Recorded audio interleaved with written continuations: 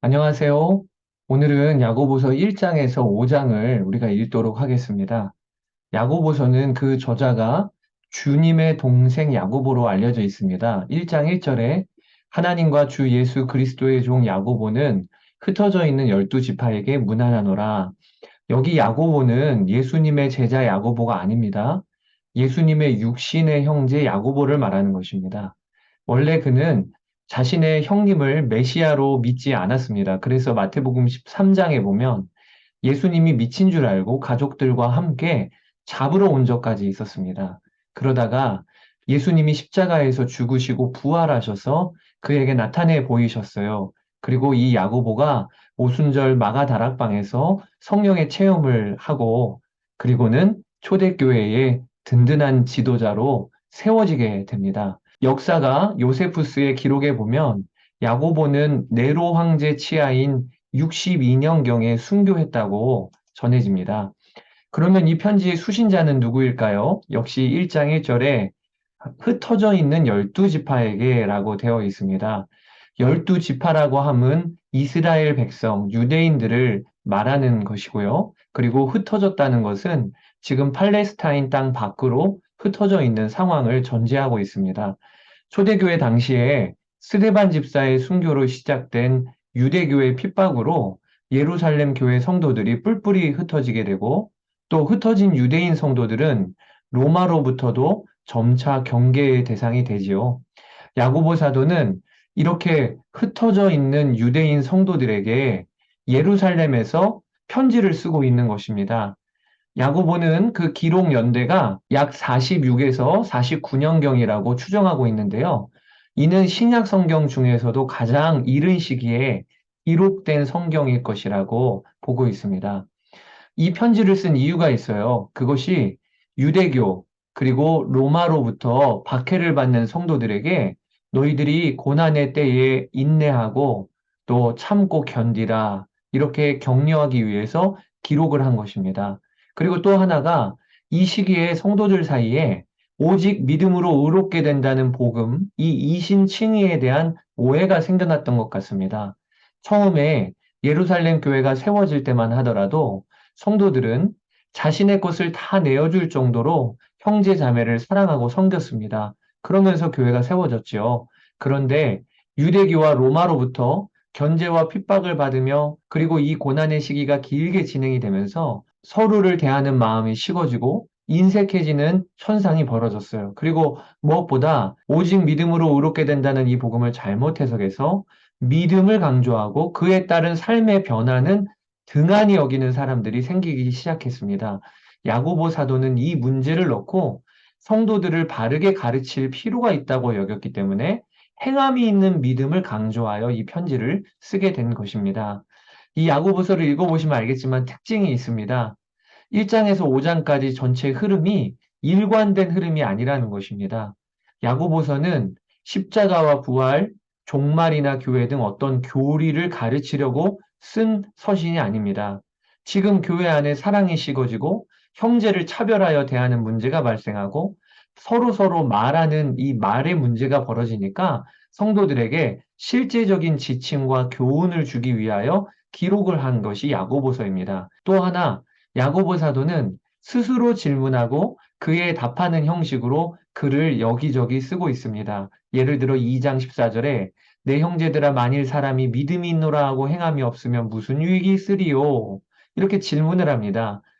그리고 행함이 없는 믿음은 죽은 믿음이라 이렇게 글이 이어지게 있는 것입니다. 이것은 당시 유대 랍비들이 가르칠 때 자주 사용하던 교수법이에요. 야고보 사도도 지금 예루살렘 교회 안에서 활동하고 있는 유대 그리스도인이었죠. 자, 또 하나 야고보서에는요. 자연을 사용한 비유법이 여러 군데 등장합니다. 예를 들어 3장에 혀와 말의 문제를 다루면서 바다에 떠 있는 배를 보라.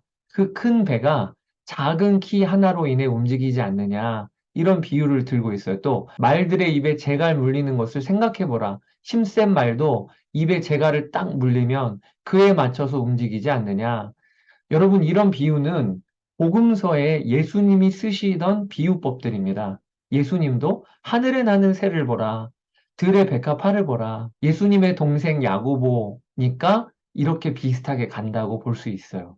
예수님과 한 집에 살던 형제지간이었지요. 자, 이제 야고보서와 바울 서신의 관계에 대하여 살펴보겠습니다.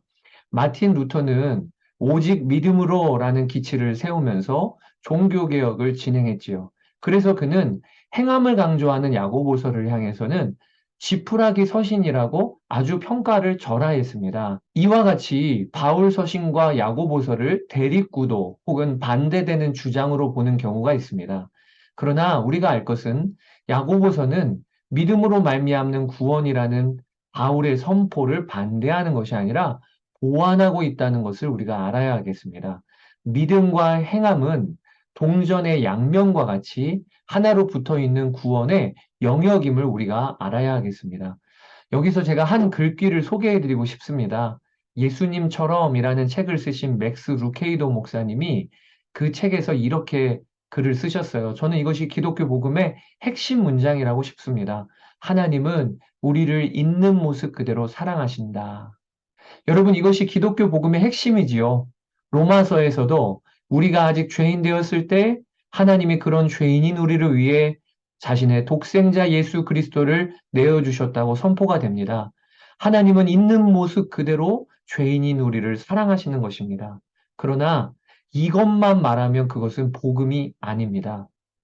반드시 그 뒤에 붙어서 문장이 함께 와야 될 것이 있습니다. 그게 무엇이냐면 맥스 루케이도 목사님이 있는 모습 그대로 사랑하신다. 그러나 있는 모습 그대로 놔두시진 않는다. 여기까지 같이 붙어 있어야 온전한 복음이라는 것입니다. 있는 모습 그대로 사랑하신다. 이것을 A라고 하고 있는 모습 그대로 놔두시지 않는다. 이것을 B라고 치면요. 복음은 A와 B가 다 있어야 복음인 것입니다. 우리 몸도 반쪽짜리 몸만 있을 수가 없지요. 그러면 그건 죽은 몸이지요. 반쪽짜리 복음은 아예 없는 것입니다. 그리고 있는 모습 그대로 사랑하신다. 여기서만 머물고 강조하면 그것은 자유주의 혹은 비종교가 되는 것입니다. 세상에서 love yourself, 너 자신을 사랑해. 내 자신을 용납하고 발견하고 인정해라. 이런 구호를요, 지금 엄청 외치고 있어요. 심리치료도 그렇게 합니다. 마음 다스리기도 그렇게 합니다. 이게 복음인가요? 아니에요. 이것은 복음이 아닙니다. 또 반대로 있는 모습 그대로 놔두시지 않는다. 이 비만 강조하면 그것은 무서운 율법주의고요. 종교 생활이 되는 것입니다. 세상의 모든 종교는 자신을 다스리고 절제하고 율법에 순종하고 가르치라. 나를 바꿔라. 이렇게 가르치죠. 복음은요. 종교와 다른 것입니다. 이 두 가지가 항상 붙어 있어야 되는 거예요. 우리가 칭의와 성화라고 하는 과정으로 구원을 이해하는데 칭의는 하나님이 예수 그리스도로 말미암아 죄인인 우리를 정결하게 하시고 의롭다고 칭하여 주심 이것을 칭의라고 말하는 것이죠. 또 성화는 그런 우리가 거룩하게 되어지는 과정, 즉 예수님을 닮아가는 과정을 말하는 것이지요. 우리가 알 것이 이 칭의와 성화는 결코 나뉘어질 수 없는 한 짝이라는 것입니다. 칭의가 없는 성화는 불가능합니다. 반대로 예수님을 닮아가는 성화의 과정이 나타나지 않는다면 그러면 내가 칭의, 의롭게 되었다는 것은 거짓일 것입니다. 설명이 조금 난해하셨을 것 같아요. 야고보서 2장 22절에 내가 보거니와 믿음이 그의 행함과 함께 일하고 행함으로 믿음이 온전하게 되었느니라. 이 말씀을 설명하기 위해서 길게 이렇게 설명을 드렸습니다. 여러분, 믿는 자는 삶이 바뀝니다. 또 삶이 바뀐 것을 보면서 아, 내가 구원받은 게 맞구나. 혹은 저 사람 안에 믿음이 있구나. 이것을 알게 되는 것입니다. 믿음이 그 행함과 함께 일하고 행함으로 믿음이 증명되는 것입니다. 자, 이제 야고보서의 구조를 보시죠. 야고보서는 5장까지 이루어져 있고요. 몇 가지 주제들로 구성되어져 있습니다. 순서대로 시험을 참고 견디라. 또 행함이 없는 믿음은 죽은 것이다. 사람을 차별하여 대하지 말라. 부자는 귀히 여기고 가난한 자는 천대하면 절대 안 된다. 말을 조심하라. 혀를 조심하라. 악한 세상에 물들지 말라. 또 인내하고 기도하라. 이렇게 주제들이 이어지고 있기 때문에 신약의 잠언서라고 불릴 만큼 내용들이 다양합니다. 여러분들이 읽어보시면 어렵지 않은 말씀들이실 텐데요. 제가 몇 가지만 설명을 드립니다. 야고보서 1장 9절에서 10절에 보면 낮은 형제는 자기의 높음을 자랑하고 부한 자는 자기의 낮아짐을 자랑할지니 이는 그가 풀의 꽃과 같이 지나감이라 라는 말씀이 있습니다. 이 말씀은 세번역 성경으로 하면 비천한 성도는 자기의 높아지게 된 것을 자랑하십시오. 이렇게 되어 있어요. 이 말씀은요, 고난과 핍박 가운데 있지만 우리가 하나님 나라에서 존귀한 자녀가 되었죠. 높아졌죠.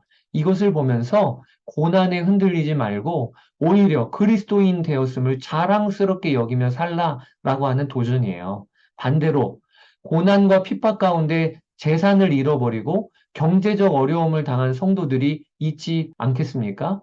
그들에게 부자는 자신의 낮아짐을 자랑해라. 그 부는 풀의 꽃이 금세 지는 것처럼 어차피 금세 사라질 것이다. 여러분이 말씀은요, 고난당하면서 재산을 잃어버린 성도들에게 너희들 그것도 자랑할 일이야. 예수님을 믿는 것으로 인해 고난당하는 것은 얼마나 영광스러운 일이니? 이런 뜻이라고 보시면 되겠어요. 또 1장 25절 그리고 2장 12절에 보면 참 특별한 표현이 나옵니다. 자유롭게 하는 온전한 율법, 그리고 또 너희는 자유의 율법대로 라고 하는 표현이 등장합니다. 여러분, 저와 함께 지금 신약 성경 통독을 해 오셨다면 이런 질문이 드실 것입니다. 그동안 바울 서신에서 율법은 우리의 죄를 드러내고 우리를 죄 아래 가두는 것이 율법이라고 했는데 그게 갈라디아서 3장 23절이지요. 그런데 왜 갑자기 야고보서에서는 율법을 표현하기를 우리를 자유롭게 하는 온전한 율법 이렇게 표현하고 있을까? 여러분 이런 생각이 드실 수 있어요. 이것을 이해하시려면 존 칼빈이 율법에 세 가지 용례가 있다는 말씀을 하신 것을 우리가 알면 이해하기가 쉬우실 것 같아요. 여러분, 율법은 그 기능이 첫째, 우리의 죄가 무엇인지를 드러내는 기능이 있습니다. 율법으로 말미암아 내가 죄인임이 드러나는 거죠. 그리고 또 두 번째, 그렇게 율법이 주어짐으로 우리의 죄를 억제하는 기능이 있습니다. 그런데 이런 율법의 1, 2 용례와는 비교가 안 되는 율법의 가장 중요한 기능이 있어요. 그것이 하나님이 우리가 어떻게 살 때 기뻐하시고 우리가 어떤 삶을 살기를 원하시는지 알려주는 것이 바로 율법인 겁니다. 이게 율법의 세 번째 기능이요, 삼용례라고 합니다. 율법은 하나님이 주신 선한 것이에요. 하나님의 기뻐하시는 뜻을 알려주시는 것입니다. 그런데 문제가 있습니다. 죄인인 우리는 그렇게 하나님이 기뻐하시는 뜻인 율법이 주어졌음에도 지키며 살 힘이 없다는 거예요. 특히 우리의 마음으로도 하나님의 말씀을 지킬 힘이 우리에겐 없습니다. 마음이 다 오염되고 타락해져서. 이것이 우리가 당한 비극인 것입니다. 그러나 그런 비극적인 우리에게 어떤 일이 벌어졌지요? 바로 예수님이 오셔서 우리를 구원하셨어요. 그동안 율법을 범하고 못 지켰던 모든 죄와 저주를 끊으시고 성령님으로 우리 안에 의인이신 주님이 오셨어요. 우리의 생명이 되셨어요. 그래서 이제는 우리가 하나님이 기뻐하시는 뜻인 율법을 자발적으로 또 기쁨으로 지킬 힘을 우리에게 주시는 것입니다. 그러니까 율법은 그 자체로는 달라진 것이 없지만 구원받은 성도들에게 율법은 이전과 같은 의미의 율법이 아니게 되는 것입니다. 이전에는 지켜야 하는 것은 알지만 지키지도 못하고 나를 정죄하기만 하는 것이 율법이었어요. 그래서 선하신 하나님이 주신 율법이 우리에게 와서는 사망과 억압의 법이 되었어요. 그러나 이제는 우리가 구원을 받고 율법은 하나님이 기뻐하시는 뜻을 알려주는 나에게 소중한 법이 되었습니다. 하나님의 자녀로 아버지를 기쁘시게 해드릴 수 있는 생명의 법, 자유의 법이 된 것이지요. 그런 점에서 야고보 사도가 자유롭게 하는 온전한 율법이라는 표현을 쓴 것입니다. 여러분들이 야고보서를 읽으면서 어떻게 읽으셔야 되느냐? 이것도 지켜야 돼, 저것도 지켜야 돼가 아니고 아, 이거 하나님이 기뻐하시는구나. 이 일을 하나님이 좋아하시는구나. 마치 내가 나의 사랑하는 사람에게 오늘 저녁 식사를 대접을 하고 싶어요. 무엇을 먹이면 좋을까? 어떤 음식을 맛있어 할까? 이런 생각을 하면서 이 음식도 준비하고 저 음식도 준비하죠. 그리고 그것을 먹을 때 기뻐하는 모습을 보면서 나도 너무 행복하지요. 마치 우리 아버지 하나님이 이 일을 기뻐하시는구나. 저 일을 기뻐하시는구나. 이런 마음으로 오늘 한번 야고보서를 읽어보시면 좋을 것 같습니다. 자, 야고보서 1장에서 5장까지 신약의 잠언서를 한 절 한 절 묵상하시면서 읽어보시기를 바랍니다. 오늘 하루도 주 안에서 복된 하루 되시기를 바랍니다. 다음 장에서 뵙겠습니다. 감사합니다.